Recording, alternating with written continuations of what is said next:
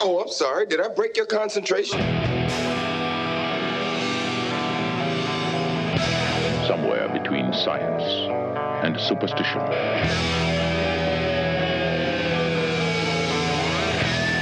have such sights to show you.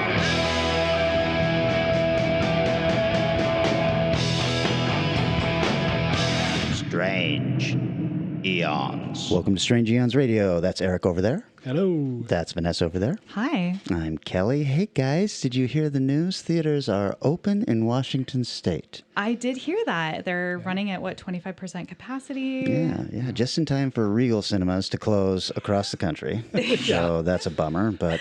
I got this big email from Cinemark, and when I go to the most at Lincoln Square, with here's what we're doing. We've replaced our air filter system. We've done all this stuff. Going, boy, this one's tempting. And they're doing the rent the theater for $99. And are you sure? Because when I looked for Washington theaters that were doing that, I couldn't find any. It was a different thing. I think it's their own thing. Oh, okay. Not part of that. But you can only there's only like 6 movies to choose from. Right. And the one I was surprised is, what's his name? Inception and Tenet. Yeah, that's one of them. Yeah, I saw that was... Chris Nolan. Yeah. I saw that was available. What we're talking about is that some theater chains are trying to make the most of this, and you can actually rent the theater for a private viewing of up to, I think, 10 people? Or Cinemark said 20. 20? Okay. Wow. Yeah. And it's cheap. It's like $100. Yeah. The big question is, are you guys going to go? Well, that was going to be my question. Sorry, I ripped it from you.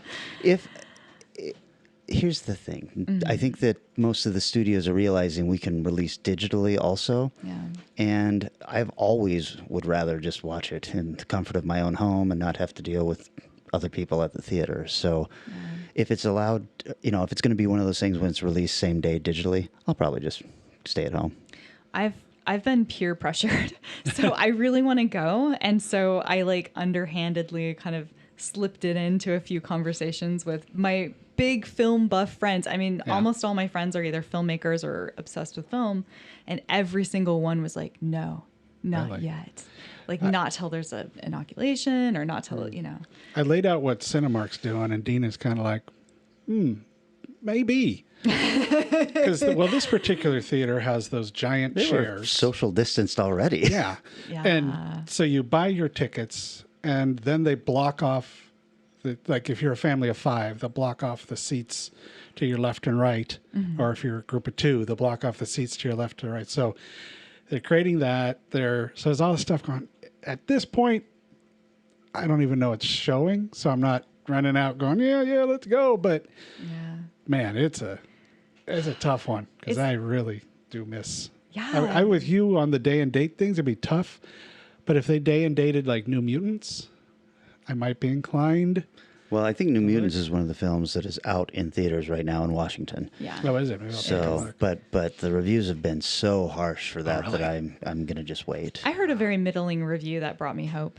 Oh, thought, maybe I'll just not like this instead of absolutely hate it. Yeah, very much. That was exactly my thought. I was like, it might be tolerable because I don't like any of the last 5X. Well, I liked Logan.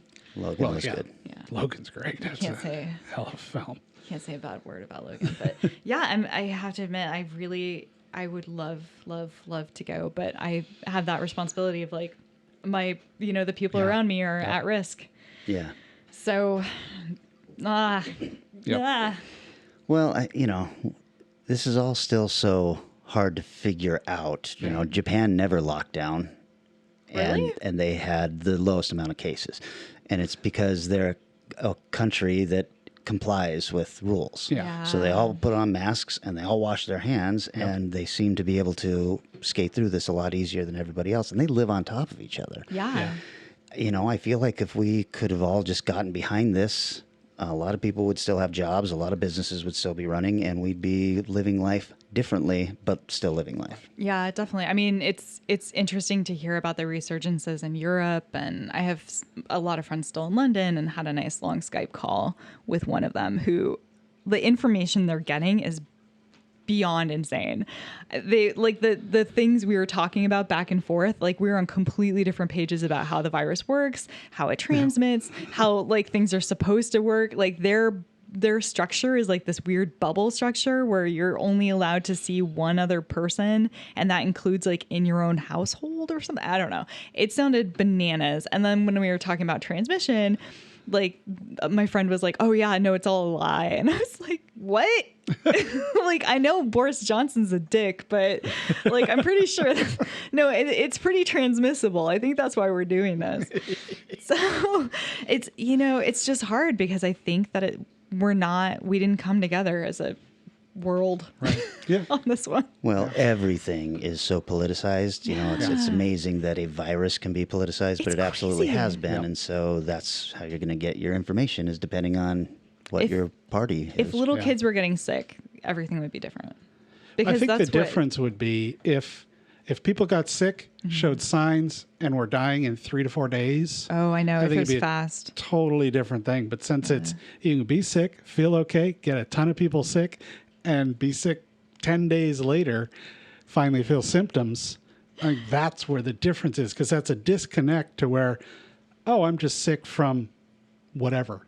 You know, I've got, it's this little cold, it's allergies. Right. Right. Yeah. Well, it's also so it also affects everybody so differently that it's Right. it's hard to say, you know, well, we absolutely have to do this when they're saying half the people who had it didn't even know they had it, showed no symptoms. And so some then people it's had like, stomach aches. Some people had like their foot hurt. Yeah. You know, because didn't hear the foot hurt one. I heard that from a few places that they were having like pain in their like extremities or hands or feet. And then I heard at one point months ago that it had something to do with nerves. But now I'm so far out of the loop, I have no idea. Because if it was a nerve issue, it would make a lot of sense. Sure. Because that would explain why all these different parts of your body are reacting. But Yeah. yeah. Well, Okay, good talk. Uplifting. Have you seen anything good that we Theaters. want to talk about? yes. I watched something that just delighted the hell out of me, and it was called Scare Me on Shudder. Oh, okay. Oh, sure.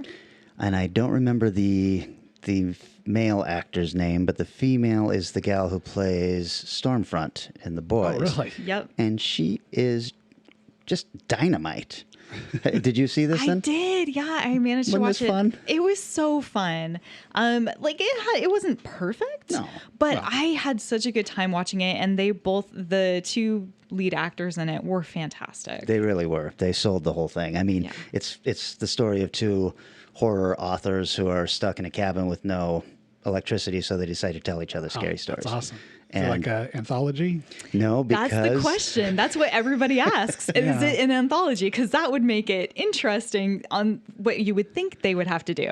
they actually tell the stories and then kind of act it out themselves to the other person. And Yes. I heard this and I was like, yeah. And then I watched it and I was like, oh, this is adorable. It really was. One of those movies like, do you remember a film called Sleuth? Yeah.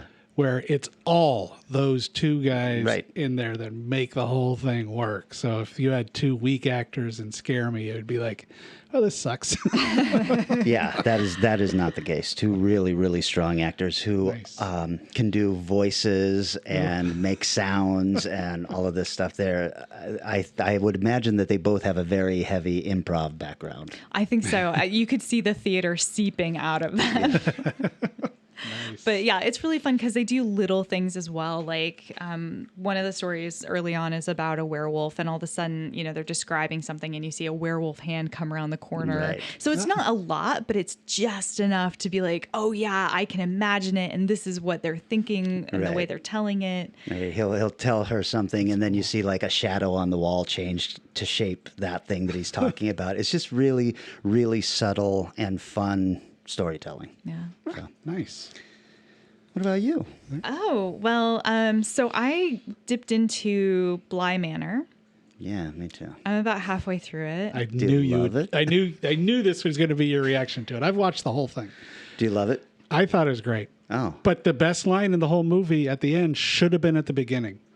I've only made it through will- one episode, and I thought it was a snore fest. And I also thought this is most of the book. Where are we going from here now? I've never read Turn the Screw. Oh, yeah. So that's actually, honestly, that's my big problem with it. So I'm halfway in, and I will finish it, and I am excited to see what happens.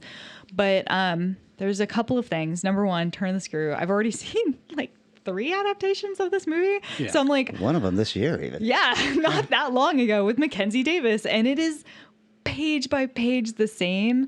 And so they're adding in a few interesting additional things, but it's not the main story. Yeah. And so I know exactly where it's going. And so it's just painful because I'm like, oh, and this is when this happens. Yay. And so that's hard. And the other thing that I'm not thrilled about is there's some really bad accents happening. Really bad. I don't have that problem, so because I hope no one does, because when like all the people who are returned from the first series, Haunting of Hill House, like all of those people, almost all of them are being asked to do an accent, and they are all horrendously bad. So it's, for me, that's just difficult. I told you guys never to call me here.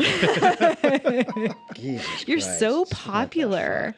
fuck? Is this your Sorry. agent calling? It's the first time I've ever left my phone on during this, and of course somebody has to call. Instant text. Yeah, so that's been really problematic for me. So it has been very boring for me because I know what's happening, but the little extra things are making it worthwhile. That amused me just a little bit because you hated the first one because it didn't follow the book very well. Had nothing And to do with. you don't like the new one because it follows the book too well. Yeah, I love the first one, but I didn't read a book about it, so I was like It's a fully great book. immersed. But I like both because I separate, like, okay, this is not going to be the book. That's kind of, yeah, Harry Potter But, taught me that lesson. I haven't read Turn and Screw, and what the twists and stuff I didn't think were hidden at all. Right. I was like, I didn't know that's what the story was. The Turn and the Screw. I'm going, oh, well, okay, I kind of saw that come in episode 1. Oh, I'm in the minority on this. A lot of people fucking hate it. Well, I mean, I haven't read any reviews or anything. I was bored out of my mind, and I was wondering, are there scares in it? Or Somewhat. The line at the end that should have been at the beginning was, except she goes to the lady who's telling the story. It said you sold the story wrong to us. This isn't a ghost story. This is a love story, and it is. Yeah. It's not. There's ghost elements, and they you're get so stronger right. and they ramp up as it goes along. Yeah. Just like the Shirley Jackson one. There's one really, really strong standout episode. The end hit me hard, man. It's like, I fell right into it. I had no problems with it. Because by episode 2 or 3, I'm going, yeah, this is not going to be a haunted house story. No. It's just not. It's going to be ghosts telling a story. Right. And that's all it is. And I do wish it was 6 episodes long instead of 9. Because that beginning stretches a long ways, but the last 3 to 4 episodes, I was like, fuck, this is pretty good. But yeah, it's getting brutalized. I am definitely rare, in my opinion, of liking this. Well, you know what? I'm going to live this show vicariously through you because No problem. I wanted so much, and I like the Flaniverse just fine. Hey, man, that's what he called it. I know. That's part of my problem with it. Like I like him as a director in a lot of ways. I haven't actually seen any brutal hand movements, so I'm pretty stoked. I'm sure they're coming, but I don't think they're in this one. Oh, I'm going to be so happy if they aren't. So happy. But, you know, like it's just it's rough. It's a rough one. I'm excited though for the last 3 episodes. Maybe it'll pick up and my heart will become filled. Well, that was the first one I had to talk about, so that worked out, just fine with because I said I'm liking it. I don't have a problem with British accents, the accents, just because I don't know what they really should sound like. Oh, sure. And Hello, mate. The mom at the beginning only tries sometimes. The woman who played the mom before, who's telling the story, she like occasionally drops in like an I English. think that's his wife, isn't it? The one who's directors. narrating it. Yeah, I believe so. I think that is. Yeah. Oh my God. The worst though really is the guy who's the drug addict brother from the original, who's playing the sexy, seducing the gentleman, the blonde right, yeah. dude. his is the weird. worst. His is really weird. But It's all over the shop. yeah, but to my dumb American ears, I hear interviews with people in Britain, and the variety of accents for such a tiny little island it's is huge. staggering. So for me, I'm just thinking, well, this is sort of like being in the U.S. and hearing somebody who's from this one certain town in Alabama where they say it this way, and nobody else in the country talks that way. Well, here's a hot clue actually, and this is weird. So there are a zillion accents in England, let alone Scotland and Ireland. There's regional, town, streetwise, everybody has their own accent, but there is a common accent all actors pick up. At one point, it was called the BBC accent, but it is a very specific accent, and almost every British actor does it. So I could tell who was actually British because they did that accent. I was like, oh, yep, you're real. Or like, what was it, the Atlantic accent that right? Yes, the movies in the 30s and 40s used? It's very comparable. It's extremely comparable. And there's a couple of English actors in there, like the cook. He has his own regional actual accent. So he's very naturalistic, and he feels very like homey because of that. Like not homely, but like he feels very down to earth and like He's such an unattractive man. he's not. He's lovely. Anyway, he's my favorite part of the series. So Yeah, that's true. Kelly? Oh, well, your turn again. I'll say this. I think that Shudder is knocking it out of the park these days because I also watched the Mortuary Collection. Oh, I have refrained from seeing it because anthologies have just been awful to me lately. Yeah, this is the best by far of any anthology that's come out recently. Wow. So, a lot of people were comparing it to Tales of Halloween or something like that, and I was like, this kind of buries Tales of Halloween, which is a not very good anthology. I just watched Tales of Halloween, and I had to stop 3.5 in because it was so bad. I'm just There gonna. you go. I never walk away. I had to. There was nothing. It was so just vile. Anyway. Wow. Well, this has Tell me more. Clancy Brown as the narrator who's telling the Oh, stories. nice. And it looks gorgeous. And I heard an interview with the director, whose name I can't recall right now, but he had been working on this for 5 years. This is one of those guys that was just like, I'm making this movie. And he said every time he met with anybody, they were asking him what he was working on now. And he'd say, on Mortuary Collection. And they're like, oh, still working on that one, huh? Yes, you asshole. And then, and it's been years getting later. some pretty great reviews, and I'm very happy for him because after all of that work, he should get some accolades. It looks amazing. The stories are, pretty much the basic morality tales that you get in these kind of things. Sure. And I Tales from the Crypt kind of. yeah, very much. Cool. And he was even saying that when he cast Clancy, they had this makeup guy come in and build all these prosthetics for him.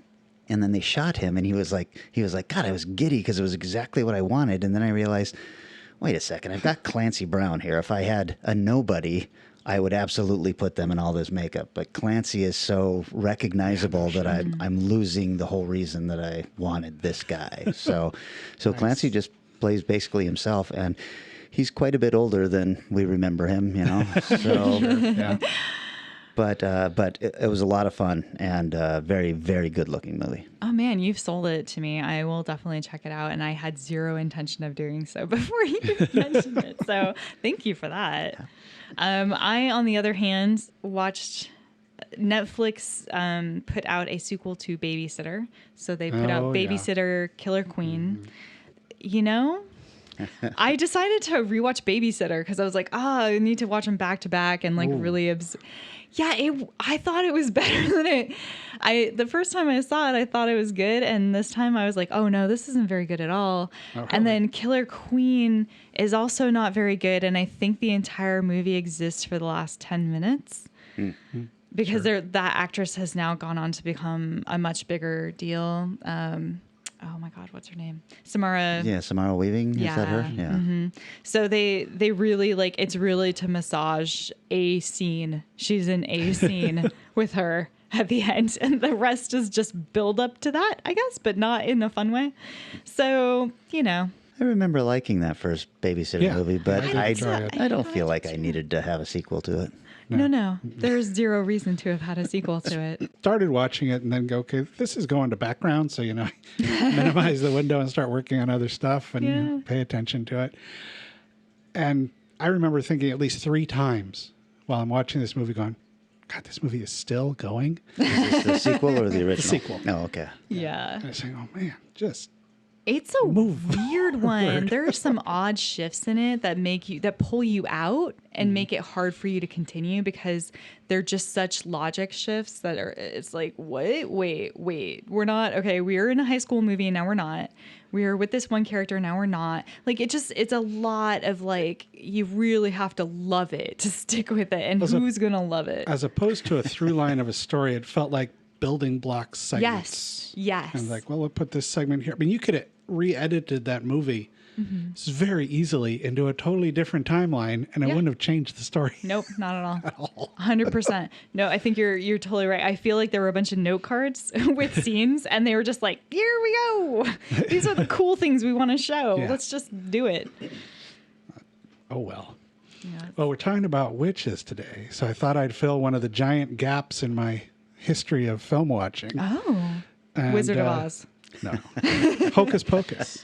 Oh, sure. Which I also have not seen. You but haven't seen it? What did you think? It's fun. I could see why if I saw this when I was 9. between 8 and maybe 14, maybe, I'd go, wow, this is so much fun. This is so cool. Kind of like I saw Goonies really late. So Goonies, like, okay, I see why it's popular, but it just didn't hit me. This same way. It's really good. It's a lot of fun. I have no problem with the concept that people watch this every year because they love it.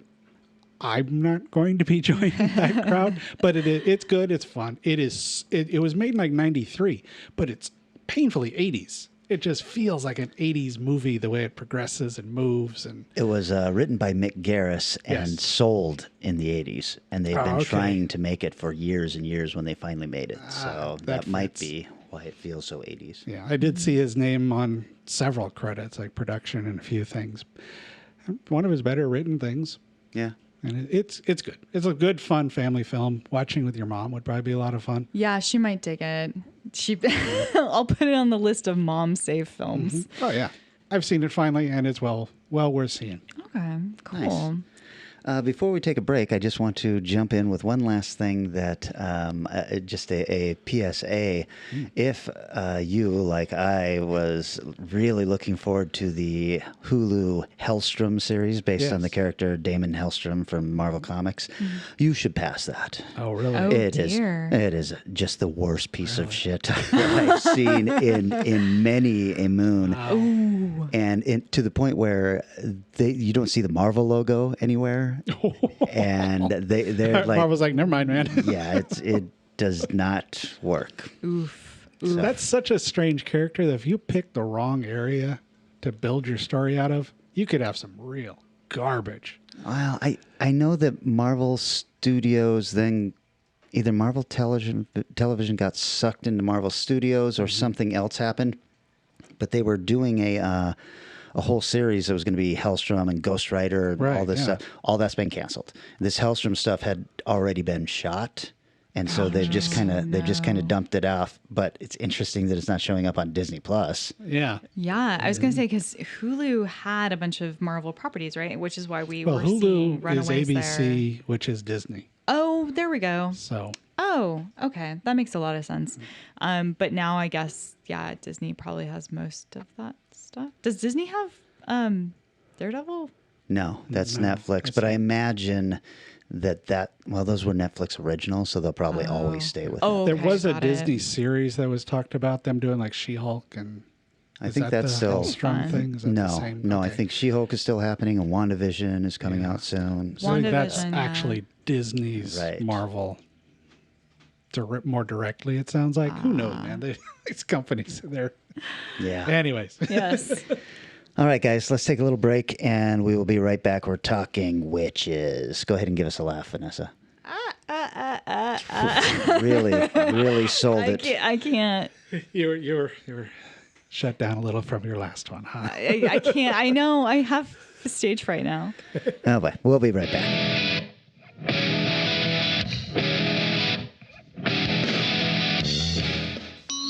It's Sabrina the Teenage Witch. And with a twist of her wrist, she makes magic happen. A rabbit! Look, it's Salem the cat. We love making magic with Sabrina. Sabrina loves Salem. Sabrina's so pretty in her sparkly gown. She's the coolest witch around. Harvey Kinko's so cute.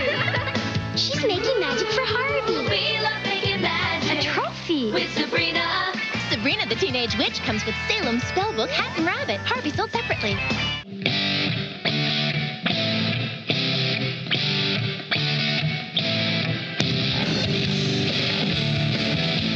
And we are back. We are deep into Halloween season, Vanessa, and I think that's why you chose this subgenre. Yes. So I believe you guys may have tiptoed into the world of witches before. We have. But I wasn't here, so it doesn't count. You're absolutely right. I think we have called that BV. Yeah, exactly. Yes. Yes. It's the great times BV, of which you two were wandering through the desert. Just searching for a third co-host. One day, if we build this show, it will come. So I was really excited. I haven't dipped into a lot of witch-related films, and so this was a great excuse to kind of swim in the swimming pool of witch movies. There you go. Thank you. You can do it. You do them. I like that so much more. And so the one I ended up going with was such a surprise. I had zero expectations for it. I just had seen the cover and was like, oh, this is a generic horror film. Apparently there's a witch in it. I don't know. Wizard of Oz. You know? You heard of it? It was wicked. No. So I went with the Autopsy of Jane Doe.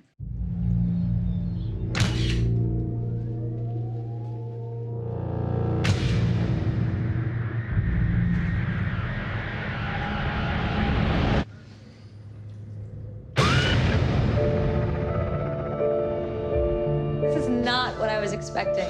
Can I see one? No. What's that for? Make sure he's dead.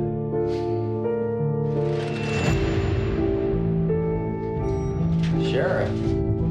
What happened? No ID.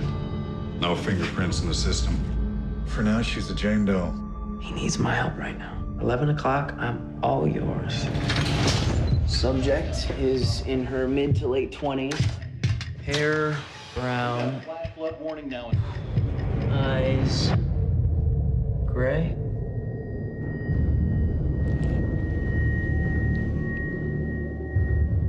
What happened to you? First, they bound her. Then they ripped out her tongue, poisoned her, paralyzed her, forced her to swallow the cloth. What is that?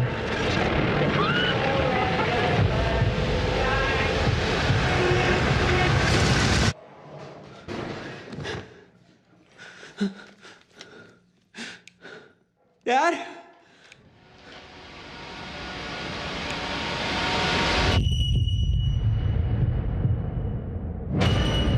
No one could see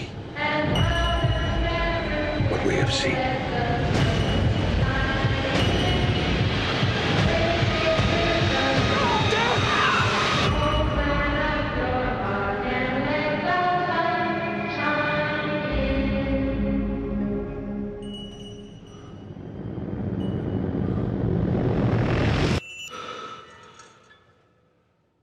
Excellent. So, Yeah, oh my yeah. God, I you love this movie. guys.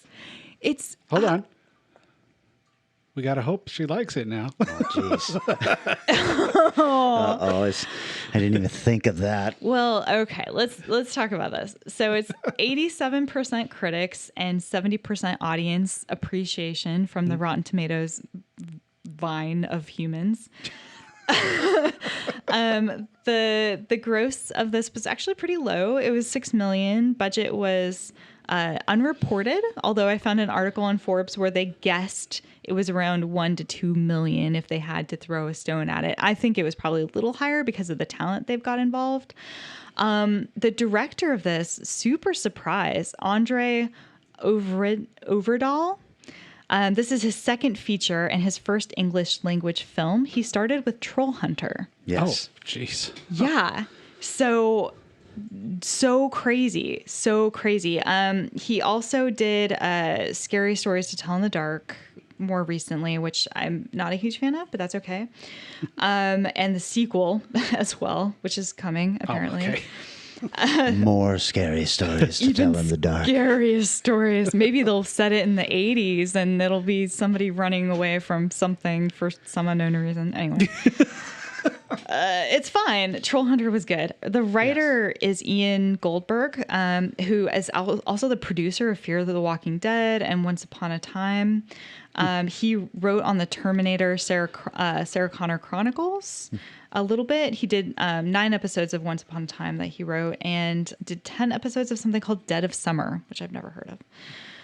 A second writer on this was Richard Nang, who was... his first credit was on also Dead of Summer. Autopsy is his second film, and since he's moved on to Fear of the Walking Dead. And starring some really cool people who I haven't seen in a while. So we've got Sir Brian Cox, who's playing Tommy, which is a very silly name for an older man, but that's okay. AKA the lead mortician. You guys might remember him as Hannibal Lecter in Manhunter. Or Dr. Earl Garver in Superman, the animated series. There you go. Or any of his other 224 credits. Wow. Yeah. Emil Hirsch is in this. You might have remembered him from, hey, there's that guy. What happened to him? I guess he's in something. I'm always surprised to see Emil. He's great. He did really well in Speed Racer. He played also in the Girl Next Door, and he was also that douchebag guy in Into the Wild. If anyone remembers that movie. Yes, I do. Yeah, based on the book of the guy who's also a douchebag. I know he's dead. I'm sorry. I'm speaking ill of the dead. It's Halloween. It's fine. And then we have a couple of other smaller roles. We have Olsen Catherine Kelly, who's only done 7 titles, and she plays Jane Doe. She plays the body. She's pretty much an unknown. And then Ophelia Lovey-Bond, who plays Emma, the girlfriend. She's been in 54 things, but the most well-known is probably Karina in Guardians of the Galaxy. Oh. Yes. So the basic story that we've got going on here, the tagline is every body has a secret. Pretty much. A mortuary that's run by this father and son team gets an overnight request to do an autopsy on a body that was found in a gruesome crime scene. So we start off in this crazy kind of crime scene filled with bodies that have all been destroyed in all kinds of different ways. It looks really weird and confusing. Nothing really is making a lot of sense. And then in the basement, there's the body of this beautiful, beautiful woman, completely intact, naked and half buried in the dirt. Nothing wrong with her, just dead. Being dead, I guess. I guess that's wrong with her. So the FBI is going to want to look at this in the morning. So they rush it on over to the local mortuary, which also doubles up as sort of the only autopsy place in town, I guess. We then jump into this part of the story where Brian Cox is teaching Emil Hirsch how to do a good autopsy, and it's really kind of neat. You're watching him pull different pieces of body apart and talk about how you're learning all these clues from every single piece that you look at. It's just fascinating stuff. You kind of start to see this sub-story that maybe the son doesn't want to take over the business. He's going to go on a date with his girlfriend, and she's like, have you told him yet that you're like moving out of town and abandoning his business. And he's like, shh, not yet, not yet. And then, of course, this body comes through, and obviously the son is feeling very guilty about potentially leaving. It's the middle of the night. He's supposed to be on a date with his girl, and instead he's like, you know what, Dad? I'm going to stay here. I'm going to help you out with this. And his father's like, no, go on. It's fine. He's like, no, I'm going to stay with you. And so girl goes off to sulk on her own and is annoyed. Father and son start to look at this body and slowly and methodically cut it open. And of course, something's going to happen. So with every little thing they do, I was just on the edge of my seat. Like, oh my God, is it going to jump up now? Oh my God, is this the time? Like the whole way I was so tense. I was like, oh my God, you're like doing this to it now. Is this when it like wakes up and like kills us all? But it's crazy. You're just watching this beautiful body. And in the meantime, on the outskirts in the house, like there's a cat that they have, and the cat likes to run around through the vents, and all of a sudden the cat is horrifically mangled. So something's happening. There's a little lead of like a bell put around the toe of one of the corpses, and that's probably going to come into play somehow. And slowly these things kind of around the edges start to happen. And you're trying to work out, is it the body that's doing this?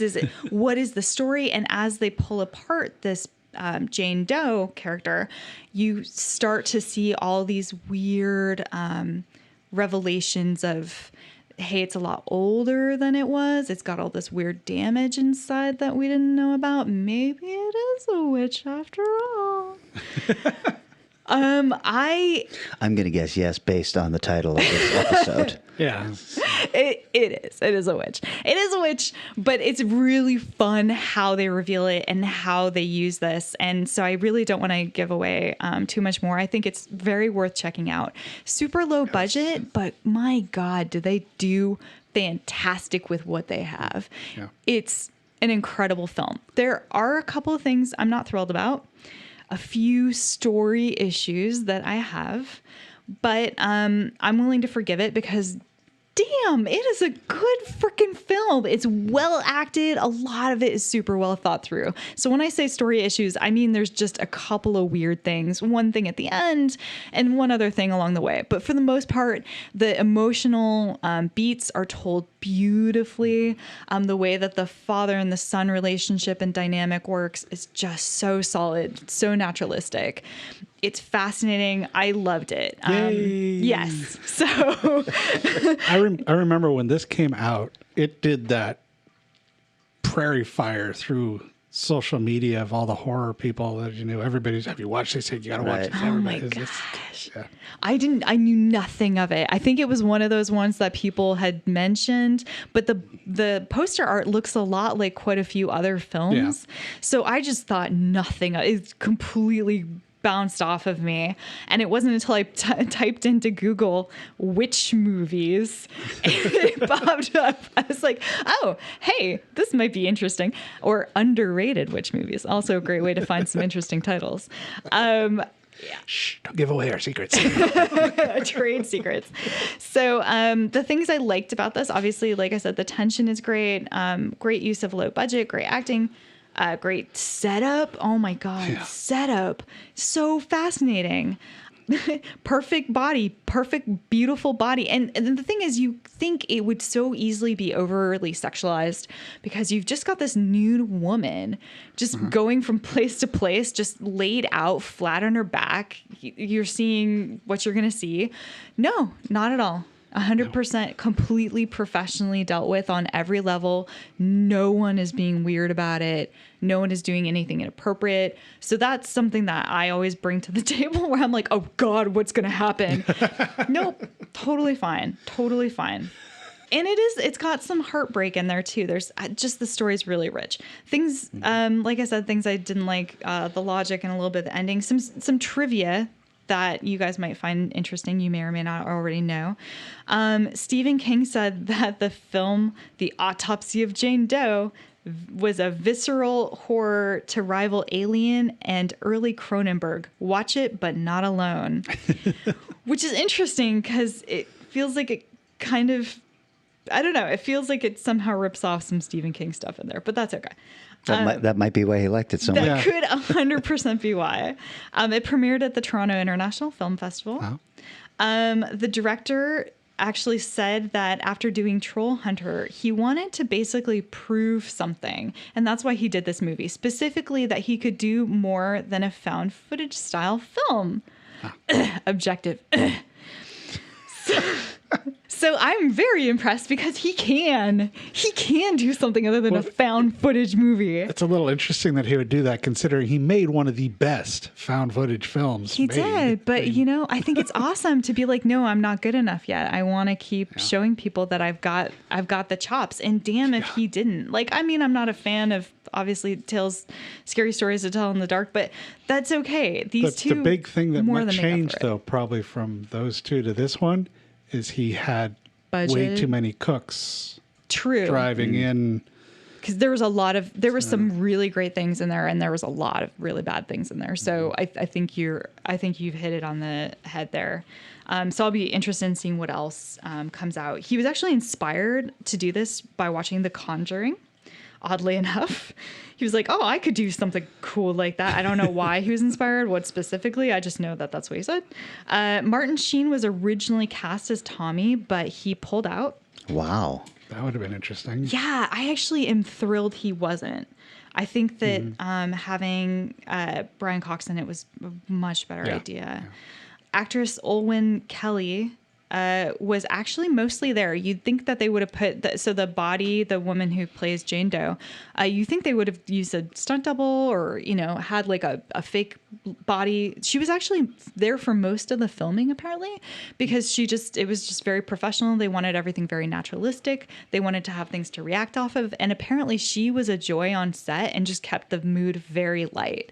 So she really helped the filmmaking feel safe for everybody else, considering she was the one laying nude on a slab. Right. She was also the first audition that they had, and they knew immediately they wanted her, but they felt like it wouldn't be cool to just go immediately with the first person who walked in the room. So they auditioned a ton of other people, but they were like, no, we're thrilled.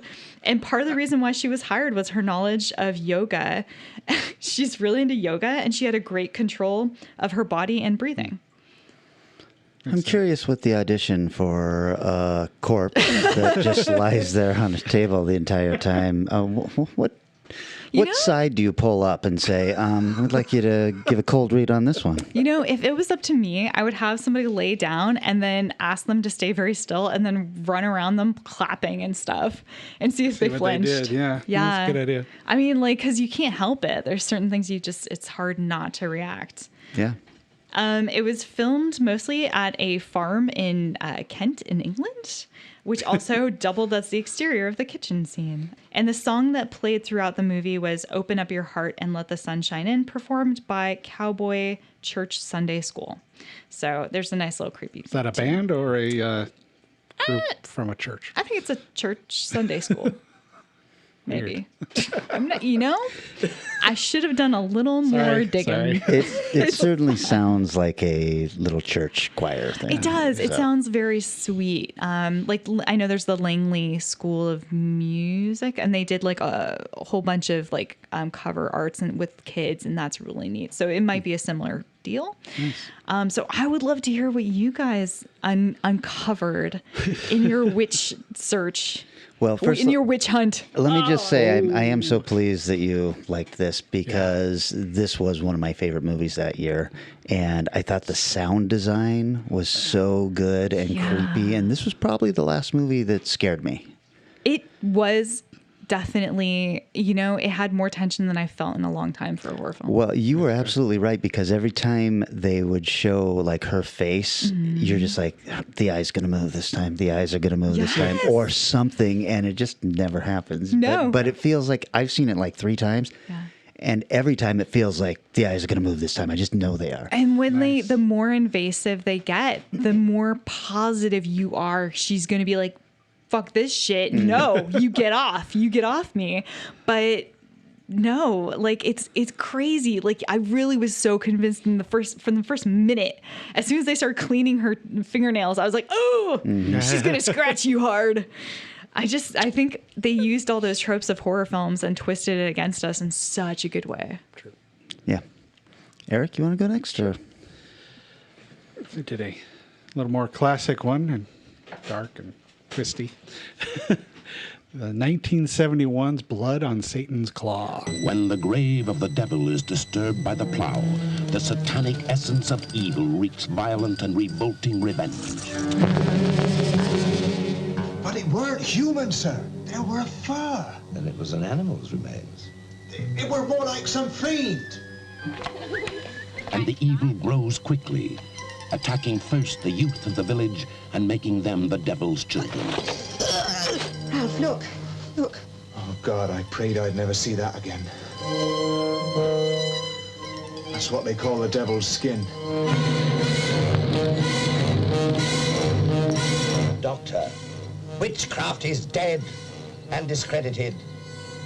Are you bent on reviving forgotten horrors? How do we know, sir, what is dead?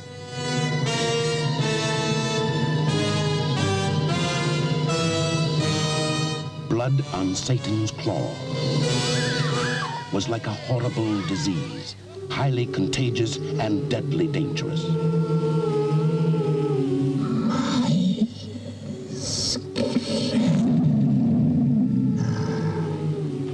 Hail, Behemoth, spirit of the dark, take thou my blood, my flesh, my skin, and walk. Holy Behemoth, father of my life, speak now, come now, rise now from the forest, from the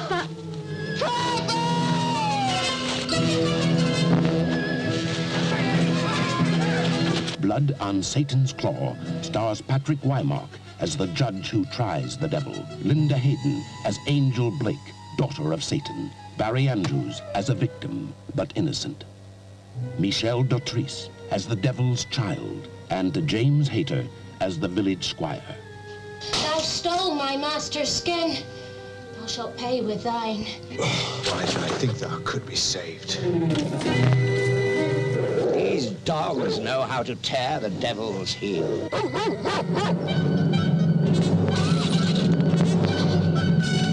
Thou telltale bitch, thou set the dogs on me. Of course I didn't. Art thou ready to give thy skin tonight?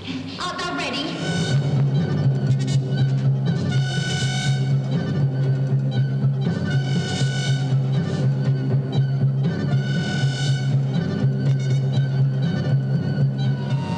Blood on Satan's Claw. Man, I've been wanting to see this forever. You might like this one. You're a big fan of Wicker Man, right? Absolutely. Yeah. It's one of my favorites. The rotten on this one is 70% from critics and 59% from crowd, which I can see. It's a strange film. The budget, as converted to U.S. dollars, is $105,782.87, approximately. Ow. Low. What year was this again? 71. 71? That's not too shabby for, was this Amicus or was this Hammer? No, neither. Oh. Oh, I always thought it was Hammer. Huh. No. They actually, well, I'll get to that a little bit later. But directed by Pierce Haggard, Quartermass Conclusion and Quartermass TV show, and the fiendish plot of Dr. Fu Manchu. Quatermass, sorry. Even I knew that one. Well, it's British, so. I know. I'm sorry. I cheated. Kelly just knows it. I love those movies. Right. Yep. Do you ever see the TV show? I didn't know there was a TV show. Nor did I. Yeah, apparently there was. He did a lot of British TV. It's really what he specialized in. Writers, Robert Wynne Simmons, who wrote The Outcasts. Pierce Haggard was hired on Blow Up to do dialogue assistance. Whoa, that's a pull. Yeah. He doesn't have a long list of writing credits. Stars Patrick Wymark, who was their big name for the movie. And he's from Repulsion, Battle of Britain, Where Eagles Dare. Linda Hayden, who's known for a variety of things, but Taste the Blood of Dracula and The Boys from Brazil were a couple of her more known things. And Barry Andrews from the amazing Dracula's Risen from the Grave. Obviously. And the childish side of me enjoyed the name of the DP Dick Bush. Oh, no. But What a bad name. Dick Bush went on to a pretty good career. He did Lair of the White Worm, Little Monsters, and Sorcerer. William Friedkin's Sorcerer. I was waiting for another penis reference movie title. You've just preemptively inserted laughs. You know what's unfortunate? I didn't even catch that. I actually put those down as, well, these are interesting. Well, Little Monsters in the 80s. That's kind of funny, but love it. Anyway, so this movie starts off with a Roger Daltrey looking guy plowing his fields. He's got the big furry hair. He's got the curls. I mean, it's like if Roger Daltrey was a little bit better looking, that'd be this guy. Wow. But he finds this strange dead head and worm crawling on the eye and all this stuff and freaks out. The movie's got a fairly slow start, but it does a good job of introducing characters of this family and a young couple to be wed, which is not the guy who found the stuff. The acting is good, very British. It's very proper a lot of times, but not when it shouldn't be. Something freaks out the young bride, and they're not sure what to do with her. So what do? They nail her into the attic. They nail the door shut. And where something happens, and she starts yelling and freaks out, so they pull her out of the attic, and as she's going out, her hand hits the top of the stairs, and you see she has claws. Ooh. Are they Satan's claws? Yeah. That's what it looks like. Is there blood on them? No. Nope, not yet. So while that's happening, at the same time, some kids are playing in the dirt, and the young lady who goes on to be like the lead villain finds a similar looking claw in the dirt. Like a severed claw or something? Yeah. Oh, okay. Yeah. So the groom goes on to find out what the hell was going on in the attic and ends up getting attacked by a large-handed claw. Except it's an illusion, and he ends up cutting off his own hand. Oh, Jesus Christ. Beautiful. So there's Robert plays a religious man who's like, they never really name. I don't think they name what his religion is, but he's there to help him out and takes a book from him on witchcraft. And I'm going to go back and study. So, I'm like, okay, you can afford him the whole time. So he leaves. He's really good in this. So I really enjoyed him as an actor. What the film does really good, and you hit on this with the Autopsy of Jane Doe, is it builds this very strange doom, darkness feeling. Just this is going to get really dark and disturbing as it goes along. And that is built up really, really well. One thing to be worried about, there's a ginger in the film. Oh, no. Is this back when we were afraid of gingers? Yeah, he is evil, sort of. He's actually kind of a side character, but he is definitely not a nice guy. Sure. Him and his buddy find a girl, and they kind of like tie her up and said, "We're going to play cannibal." I'm like, oh, what? What? Uh-oh. What? So is he a kid or an adult? They're playing children. There's some uncomfortable things about this film that are kind of in some of the other British films made at this time. Mm-hmm. The lead actress is 17. Oh, sure. And she is prominently featured, shall we say? So it's like, Jesus Christ, it's very like, yeah. But this is another girl that they capture and they take off to the two boys take off, and she shows up, and there's this big group of people standing around doing some kind of witch ceremony in which they rape her, which is fairly uncomfortable. Sounds like a very typical witch ceremony, I guess. Okay. But after that comes out, a group of men chase down one of the women that was there and does a nice little witch ceremony. She sort of floats, but it doesn't go real well for her. Oh, no. The guy who originally found the thing at the beginning finds her and brings her to a doctor, and they're sort of saving her, but they know she's been given to the devil because she's got this strange patch of hair on her leg. I'm watching this going, women growing hair in strange places being something that upsets older men.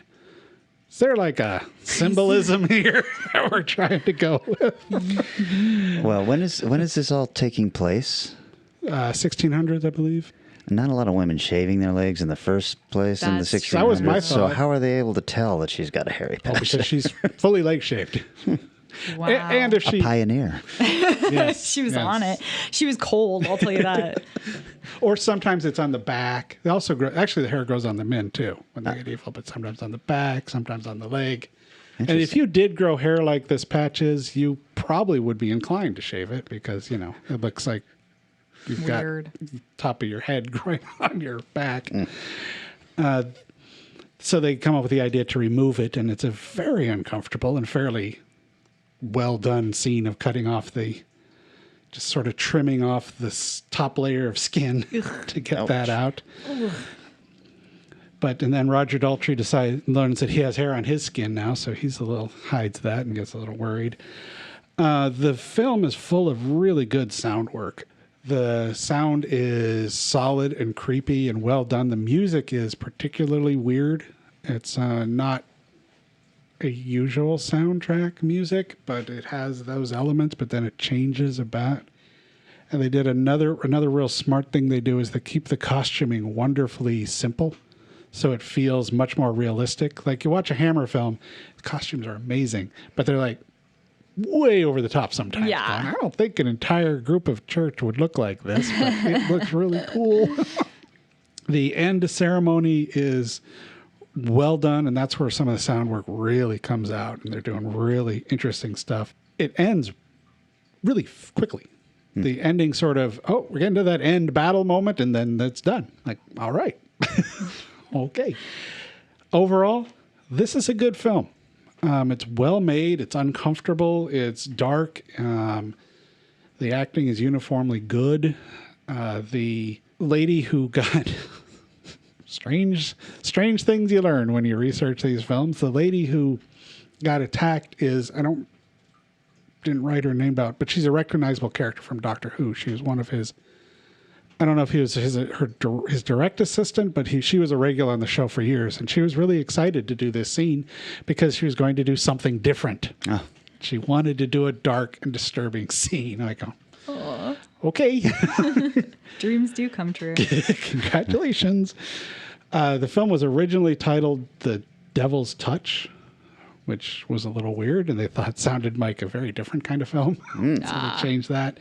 And this was a Severin Blu-ray that I've got, and it's labeled as Satan's Skin. The opening credits are Satan's Skin. Huh. I'm like, that's an interesting choice. The executive producer, i.e. the money guy, wanted it to be called The Ghouls Are Amongst Us. I like it. Which is a terrible title. No, I mean, I don't like it.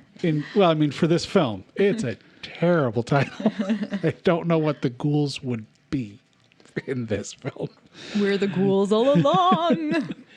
It's considered one of the big three of folk horror, along with Wicker Man and Witchfinder. They got a lot of pushback from this to make it more like Witchfinder when they were making it. The producers wanted to basically steal more from them more. They tried to hire both Peter Cushing and Christopher Lee, but they could not get either one of them.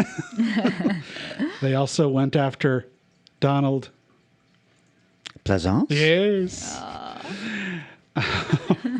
They couldn't get Donald Pleasance on this? No. Well, they're apparently fairly low budget. Sure, okay. The guy they did get was Patrick Warmark. At this point, it was later in his career. He died fairly shortly after this. Mm-hmm. And apparently, he had a crate of wine delivered to the set daily when he was working. Sounds like my kind of guy. But in the documentary, they're interviewing the director Haggard, and he's saying it never interfered with his ability to work. He was great. He was wonderful to work with, but he was always drinking. Wow. Maybe it's some really watered down wine. I have a new hero. Kathy Vespers, that was the lady that's from Doctor Who. Oh, sure. And normally when you're doing a film, a scene like that, as we probably all know, is very meticulously planned out. You know, what it's going to be, what's going to be seen or not seen. This was not. It was largely put together the day of shooting. Just sprung it on her. She knew it was there, but what it was going to be, they decided to unplan it and make it more visceral or something. I don't know, more improv'd. The U.S. release, the only problem they really ran into was the Linda Hayden's nude scene where instead of cutting it, they just darkened the footage so much that you couldn't see her. It's like, okay, That's a creative answer. Yep. Satan's skin scene where they cut it off was inspired by an actual event one of the screenwriters went through when a doctor performed an operation on him while he was laid out on a kitchen table. Like, ooh, that'll stick with you. Yeah, no kidding. The film was originally released as a double feature with The Beast in the Cellar, which I have discussed on this show previously. Oh, okay. The barn from The Beast in the Cellar is also used in this film. And let's see, the actress Linda Hayden considers it one of her best films. She actually went on to do a lot of stuff. She fell and hurt herself running down the hill at one scene and was taken to full makeup to a local hospital where they weren't quite sure what to do with her in some ways. She's like, just my feet. What about the gigantic gash on your forehead? It's fine. Don't worry about it. I'll power through. And the reason the nude scene was controversial wasn't how young she was, is that was in a church. Of course. Oh, that's beautiful. Oh, you can't write that stuff. Actually, they literally wrote it. Yeah, I meant from a higher level. The reaction, you mean? Or top. Okay.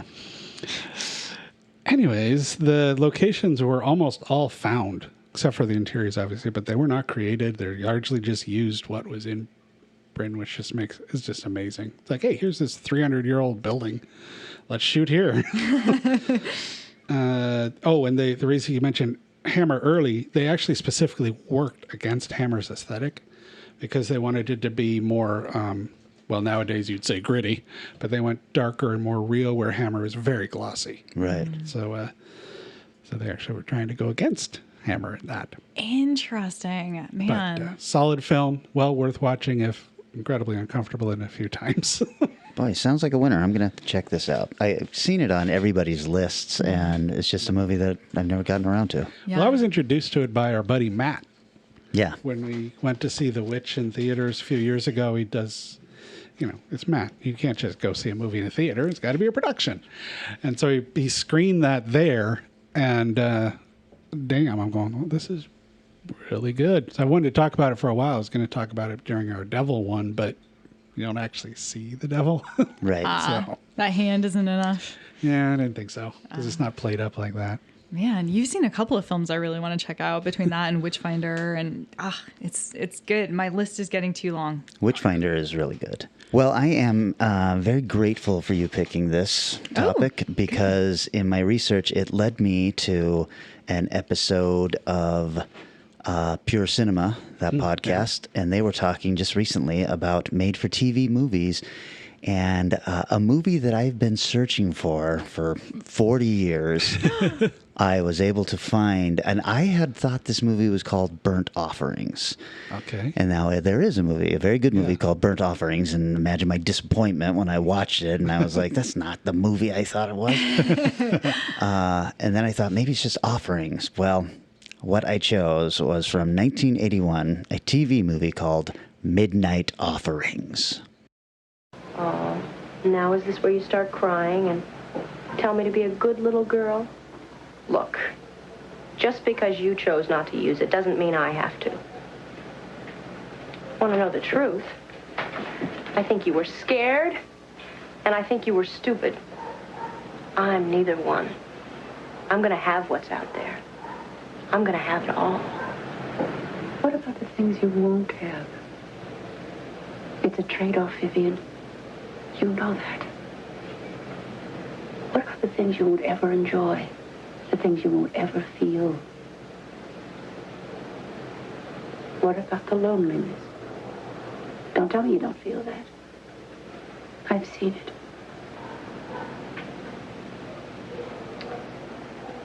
Like you said, Mom, it's a trade-off. I'm going to stop you. Oh, Mom. That power came to you through me. I have it, too. You haven't used it. You've never exercised it. It's gone weak and flabby on you, Mom. You think so? Don't try me, Vivian.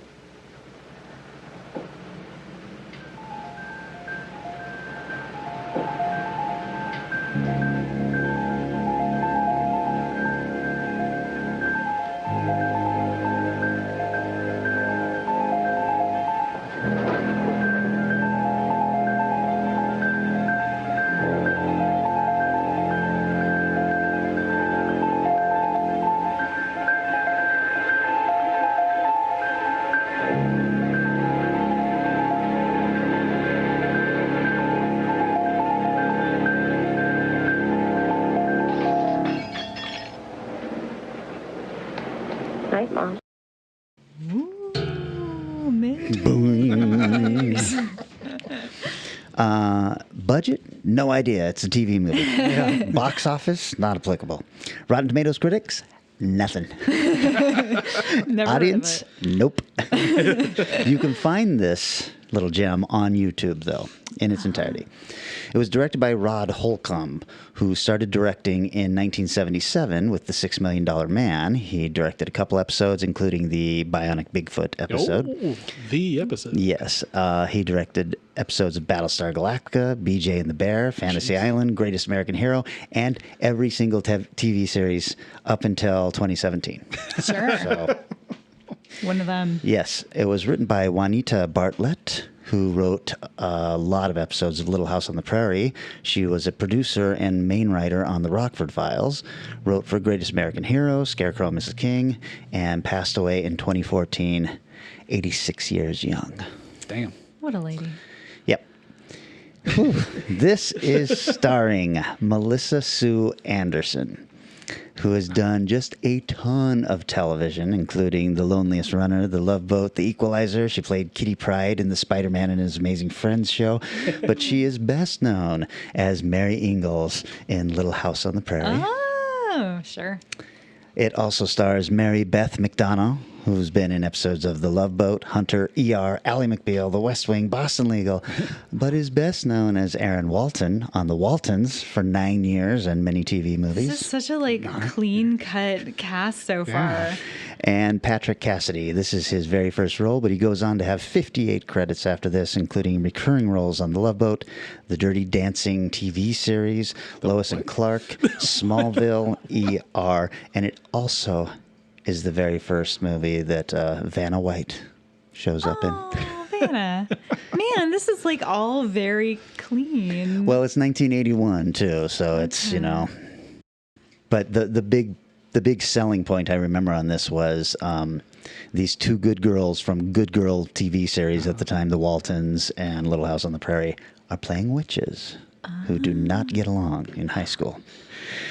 So Sounds like my kind of movie. It's so much fun. I have been searching for this forever, and I watched it, and I was delighted all the way through. That's great. So Melissa Sue Anderson plays Vivian, who is really, really pretty, beautiful eyes. She's the hot girl at school, and she's got everything going for her, but she has a dark secret. Within the first 2 minutes, you learn what her dark secret is. She's a witch.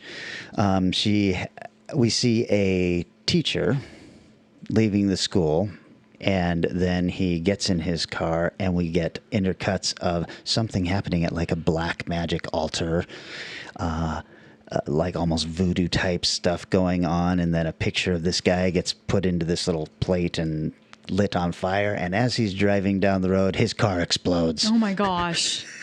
Damn. I love this because it's treated as a accident. The next day it's he was in a horrible car accident. I'm like, well, a one-car accident, when your car is just driving down the road and it bursts into flame, that's a little odd, but nobody really thinks much about it. But what we realize is that teacher was going to flunk the boyfriend of Vivian, who is the Patrick Cassidy. a football guy, and that would have ruined his football chances. But he's broken up with Vivian already, and so he knows something's going on, and he doesn't like it. And then she does this for him, and he's like, "Thanks, but no thanks." We see Vivian go home and lock herself in her room, and in her closet is this black magic altar that we saw in the beginning, and she's got a black cat and all sorts of stuff. It's very, very clear that she is a witch. At least on TV. Right.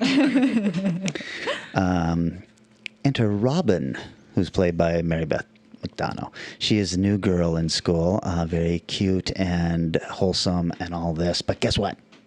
Also a witch. No. She doesn't realize she is. She's just moved into town because they got into some trouble at the last town, and we don't know really what it is, but pretty soon we find out, because Vivian does not like this new girl, especially because her boyfriend or her ex-boyfriend is making googly eyes at her. So she casts a spell and tries to throw this clock off the mantle at Robin while she's at home, and Robin, it's coming towards her. She doesn't see it. We all know what's going to happen because Vivian has, upped the stakes immediately. She's proven that she's willing to kill. But Robin turns around and puts her hand out, and the clock flies backwards into the fireplace where it explodes. Poor clock, man. What did it do? Exploded. Wow. That's a good point. So now we realize, and she goes crying to her dad. Her dad is a bit of an asshole.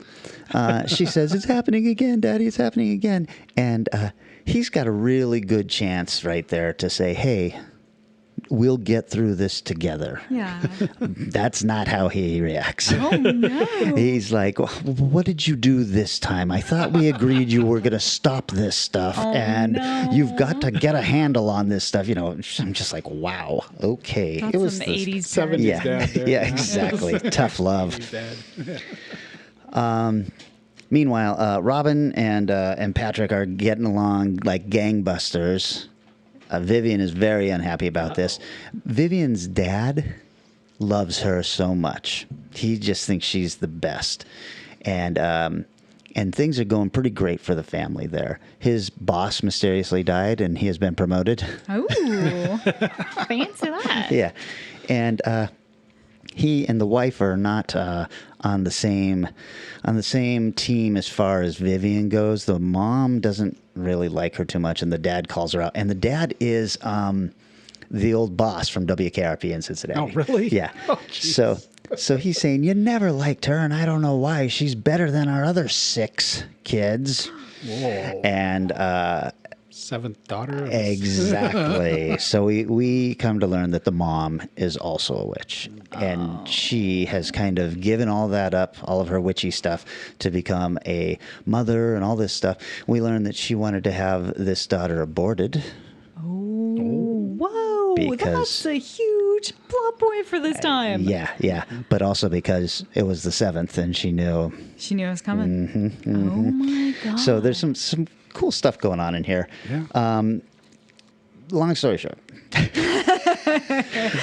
Robin how and many Patrick, hours long is this? it's an hour and 48 minutes or Oh, that's not something. bad. So it was a movie of the week as opposed to a mini. Yeah. Okay, So Robin and Patrick start seeing each other, and Viv gets very upset and she kind of corners Robin in the wood shop. When this is the scene that I always remembered. They have this telekinetic battle in the wood shop where they're throwing saws at each other, and nail guns are shooting off around them and everything. And it's really cool. It's basically Carrie if we had found out that there was another telekinetic at school and they just didn't like each other. So they have this one great little battle. Wow. You just nailed the elevator pitch for this film. Yeah. And basically, it boils down to Robin and Viv are going to clash. And at one point, Viv gets her on a big burning, or on a pile of wood, which he then, telekinetically lights and says to her, "Burn, witch, burn." Oh. And then Vivian's mom comes in and kind of saves the day. So it So much fun. I loved this movie back then. I loved it now. And I was so happy to find it again. And it's all thanks to you, Vanessa. Yay! Oh my God, I'm so for picking excited. Witches again. I have to check this out. That sounds absolutely incredible. Cool. It's, I mean, you got to watch it just for the flared jeans and the gigantic hair. Yeah, 100%. All you had to say was flared. I'm there.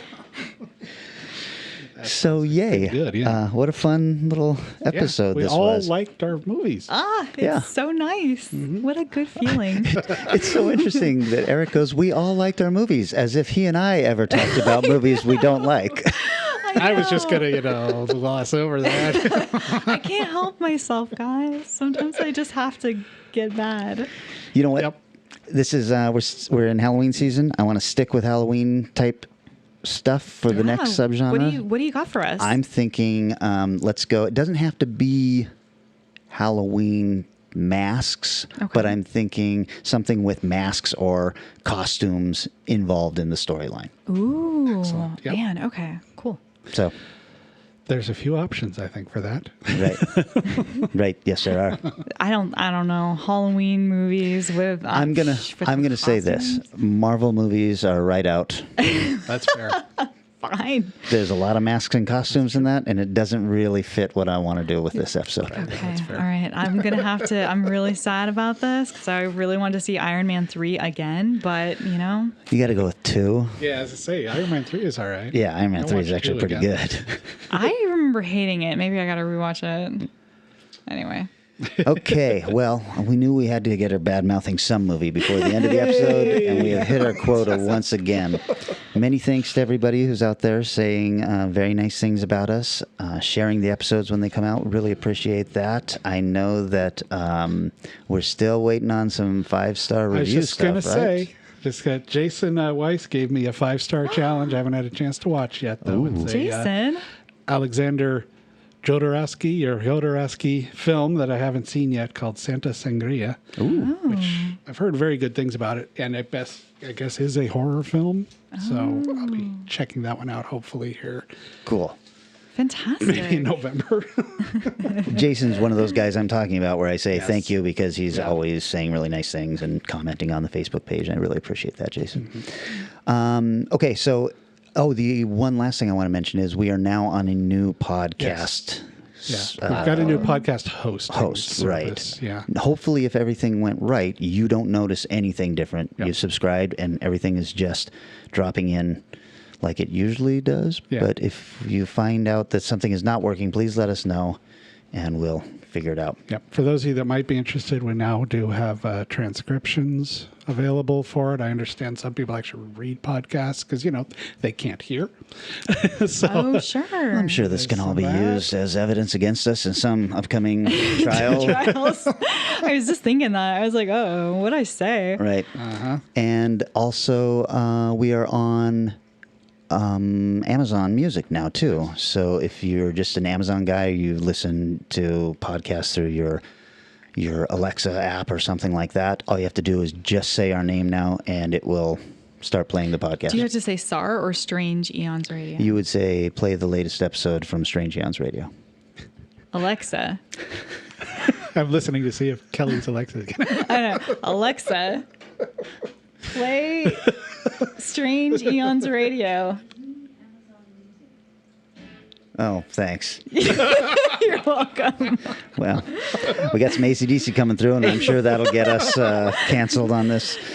So with that going on, I will just say thanks very much. We will be back in 1 week. We're talking costumes and masks. See ya.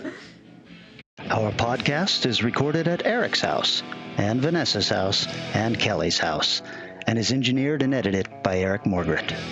Our theme music is Strange Aeons Part 1 by the band Nightshade and is used with permission. Find Strange Aeons Radio on Twitter, Instagram, Facebook, and wherever fine podcasts are found.